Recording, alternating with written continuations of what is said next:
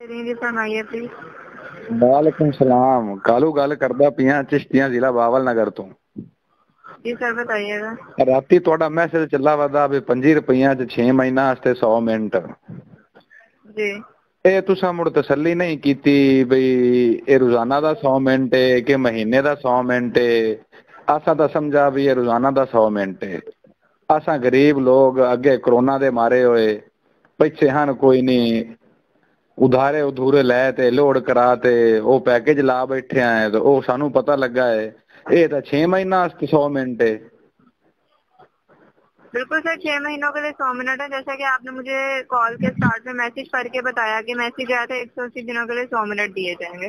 Message में clearly लिखा हुआ है कि 180 दिनों के लिए 100 मिनट अवेलेबल किए जाएंगे। नहीं मैनू तो ये दसो चा तुसी एक गल तो समझा बहन मेरी आ भाई ਤੁਹਾਡੀ कंपनी कमली है ਜਿਹੜੇ ਤੁਹਾਡੇ ਬੰਦੇ ਵੱਡੇ ਬੈਠੇ ਨੇ ਕਮਲੇ ਨੇ ਉਹਨਾਂ ਨੂੰ ਪਤਾ ਨਹੀਂ ਵੀ ਇਹ 6 ਮਹੀਨੇ 100 ਮਿੰਟ ਨਾਲ ਕਿਵੇਂ ਲੱਗਸੇ ਨੇ ਮਾਰ ਥਾਂ ਕਿ ਤੋਏ खुदा दा ना ही मेरे 25 रुपये मैनू दे। वो रिटर्न नहीं होगा बैलेंस आपका?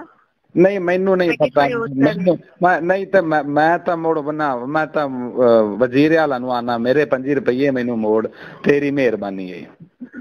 सर बैलेंस रिटर्न नहीं होगा। तू आधे आधे 100 मिनट पिछा ले ले ते मेरा मैनू 25 रुपये हटा दे मैनू नहीं पता। रेट आपने कर लिया है माजरत के साथ बैलेंस रिटर्न नहीं होगा। नहीं ये तुसी ज्यादती कीती है ये तुसी आवाम नाल कीती है ज्यादती। अगे आवाम कोरोना वायरस नाल तंग होई पई आई ते अगे साडा रोजगार बंद होया पिया पैसे हैं कोई नहीं। असां आखा भी 100 मिनट मोबलिंग वाले चंगे बंदे हैं 100 मिनट रोजाना दा देंदे पैन 6 महीना वास्ते।